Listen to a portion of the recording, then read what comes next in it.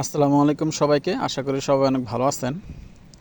আমার হাঁসের খামার আজকে সারাদিনই গুড়ি গুড়ি বৃষ্টি হইতেছে, তার জন্য হাঁসগুলোকে বের করে নেয় আজকে।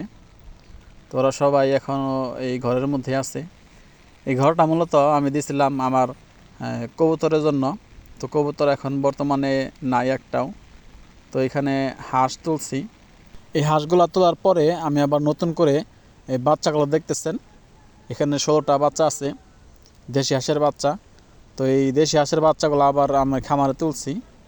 এইগুলোর একই অবস্থা, আজকে বৃষ্টির জন্য বাইরে বের করি নাই, ওরা খাঁচার মধ্যে আছে।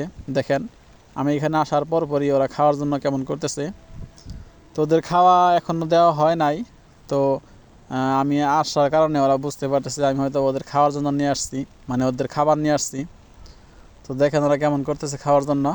তো এই বাচ্চাগুলোর বয়স হইতেছে আজকে 1 সপ্তাহ প্লাস, মানে 1 সপ্তাহর কিছু বেশি হয়েছে।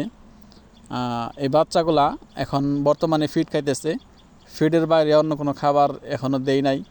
তবে 15 থেকে 20 দিন পরে ওদেরকে ফিডের সাথে চাউলের যে খুদ আছে ওই খুদ মিশাইয়া ওদের খাইতে দেব। তো আমার হাঁসের খামারে একটা জিনিস লক্ষ্য করলাম, যেখানে কবুতর ছিল সেই কবুতরের খোপে মুরগি এসে ডিম পাড়া যায়। দেখেন এখানে ডিম আছে, 2টা বের করলাম, আর দেখি কয়টা আছে। ক্যামেরায় ওইভাবে দেখা যাইতেছে না, আমি আপনাদেরকে দেখাই হাত দিয়ে বের করে। এই যে এখানে আরও 2টা আছে, মানে 4টা ডিম এখন পর্যন্ত বের করছি। আর আছে কি না আর নাই। তো 4টা ডিম ওরা কবুতরের খোপে পায়রা রাখছে। এগুলো কিন্তু হাঁসের ডিম না, হাঁসের খামারে মুরগির ডিম। এগুলো হইতেছে মুরগির ডিম, মুরগি এখানে পায়রা রাখছে।